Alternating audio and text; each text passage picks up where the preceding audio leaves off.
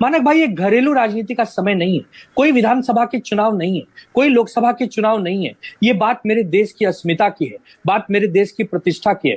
मेरी एक बहन प्रियंका चतुर्वेदी गई है विदेशी मंचों से, जिस प्रकार पाकिस्तान को बेनकाब किया जा रहा है, जिस प्रकार पाकिस्तान के बारे में बताया जा रहा है कि वो कैसे पूरी दुनिया में आतंकवाद का केंद्र बिंदु है, लोग समझ रहे हैं। चाहे यूरोप हो, चाहे पश्चिमी देश हो, चाहे और भी मिडल ईस्ट हो, सब लोग हमारी बात सुन रहे हैं और सब सहयोग करने तैयार है।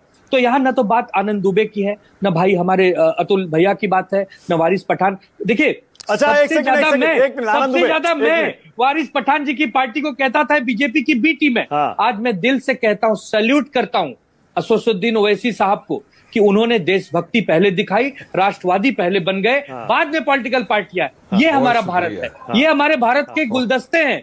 हमारी बहन साजिया इल्मी जी है। लाख मतभेद होगा, इसी डिबेट में हम एक दूसरे के खिलाफ नोकझोंक भी किए, लेकिन जब बात मेरे देश की है तो मेरे देश में हमारे बच्चा हमारे एक एक कार्यकर्ता सब एक ही बात कह रहे हैं कि पाकिस्तान को भगाओ, उसको हटाओ। आनंद भाई, क्या शिवसेना एकजुट होने जा रही है क्या?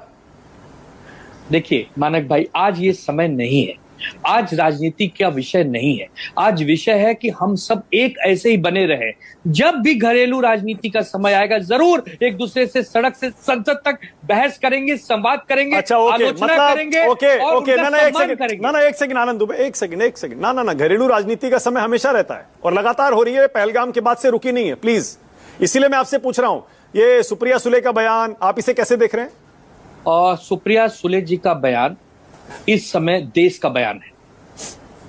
अगर इस समय पूरे विदेश की धरती पर हमारे बहुत सांसदों का एक बड़ा दल गया है, जब तक वो वापस आ नहीं जाता, सब एक ब्रीफ नहीं कर देते प्रधानमंत्री जी को या सरकार में बैठे लोगों को, विदेश मंत्री को, हमने क्या क्या किया, एक मिली जुली एक जो सामूहिक प्रयासों से जब एक विचार होगा तो जरूर चर्चा करेंगे। हाँ, ये हम मानते हैं कि विशेष सत्र होना चाहिए ताकि उस सत्र में संवाद हो, सेना की बात हो, देश की बात हो, पाकिस्तान के खिलाफ जमकर हम ओके, ऑल राइट, ओके। अच्छा, ये शिवसेना की एकजुट होने की और एनसीपी की एकजुट होने की ये संभावनाओं में कितना दम है? नहीं, देखिए, हमारी जो शिवसेना है और जो शिवसेना नकली निकली है, उनके तो एकजुट का कोई संभावना नहीं है। वो संभावना मर चुकी है, उसको कहते हैं संभावना विहीन विचार। लेकिन हाँ, क्या कभी शिवसेना एनडीए के साथ जा सकती है? ये तो राजनीतिक संभावनाएं हमेशा खुली रहती है मानक भाई। बहुत छोटा कार्यकर्ता हूं, कांग्रेस बीजेपी कभी एक हो सकती है, ये नहीं हो सकती, इसकी संभावना मर चुकी है। ठीक है, अच्छा, ओके, एक चीज और, ये इसका मतलब कांग्रेस पार्टी गलत कर रही है इस समय, जो सारे सवाल पूछ रही है कि जयशंकर जी गद्दार हैं और कितने एयरक्राफ्ट गिरे, ये बताओ, ये सब गलत है?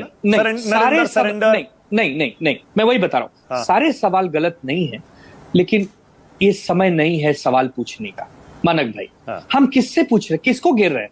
नरेंद्र मोदी जी को। नरेंद्र मोदी जी कोई व्यक्ति नहीं है, नरेंद्र मोदी जी भारत के महामहिम प्राइम मिनिस्टर है। समय आएगा तो घेरेंगे, समय आएगा तो पूछेंगे, आज नहीं। तो क्या फर्क रह जाएगा हमारे और उस बिलावल भुट्टो में? वो भी हमसे सवाल पूछ रहा है, हम भी सवाल पूछ रहे हैं। नहीं, ये सवाल पूछने का समय नहीं है। हाँ, सत्र जरूर मंगाए, आदरणीय नेता प्रतिपक्ष ने चिट्ठी लिखी है, उनका सम्मान हो। वो भी हमारे देश के विरोधी पक्ष नेता है, बड़े नेता है, उनका सम्मान होना चाहिए। लेकिन विदेश मंत्री गद्दार नहीं है हमारे देश का। नरेंद्र ने सरेंडर नहीं किया ना? नहीं, ये गलत है ना? ये शब्द राजनीतिक मर्यादा से परे है, ये शब्द होना ही नहीं चाहिए। अरे नरेंद्र क्या कोई रोड पर चलते हुए बच्चे हैं जो कोई कुछ सामान बेच रहे हैं? नरेंद्र इस देश के प्रधानमंत्री हैं, आदरणीय नरेंद्र मोदी जी। जब व्यक्तिगत कोई वो गलत काम करेंगे, जरूर उस पर आलोचना होगी, लेकिन इस समय देश का प्राइम मिनिस्टर देश के साथ खड़ा है, सरकार को आगे लेकर चल रहा है, लीड कर रहा है, सेना को मॉनिटरिंग कर रहा है। तो नरेंद्र नहीं हुआ, वो आदरणीय नरेंद्र मोदी जी हुए। ठीक है, बहुत बढ़िया, ओके। अब वारिस पठान।